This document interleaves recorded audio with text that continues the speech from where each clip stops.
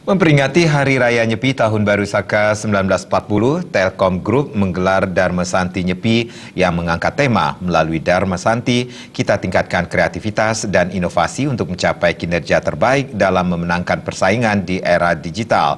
Dalam kesempatan tersebut, acara tersebut turut diisi penyerahan bantuan dana punia kepada Pura Sejabodetabek dan bantuan beasiswa pendidikan melalui Badan Dharma Dana Nasional.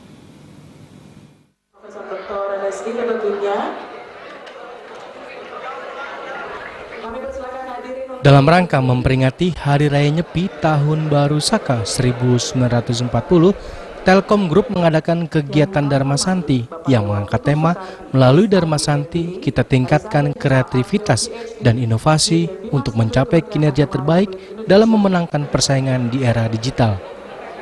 Turut hadir dalam acara tersebut yakni Dirjen Bimas Hindu Profesor Dr. Andes I Ketut Witnya MAM Pilpi Hadi, Direktur Keuangan Telkom Hari M. Zen, perwakilan PHDI Pusat, para ketua organisasi masyarakat dan pemuda Hindu, serta keluarga besar insan Hindu Telkom Group.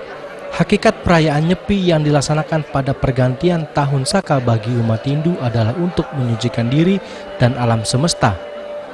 Dan Nyepi juga bermakna untuk melakukan refleksi atau introspeksi diri melalui pikiran, perkataan, dan perbuatan. Salah satu Direktur Keuangan Hari M. Zen mengatakan saat ini Telkom tengah bertransformasi untuk menjadi digitalisasi dengan memaksimalkan dan memperbaiki proses bisnis internal. Oleh karena itu, menurut Hari, tema perayaan Nyepi Telkom Group kali ini sangat relevan untuk menghadapi tantangan transformasi digital yang sedang dilakukan Telkom Group. Tema ini tentunya sangat relevan ya untuk terutama untuk tantangan yang kami hadapi di bisnis telekomunikasi saat ini. Tentunya kami harapkan ini menjadi suatu titik refleksi yang baik untuk karyawan.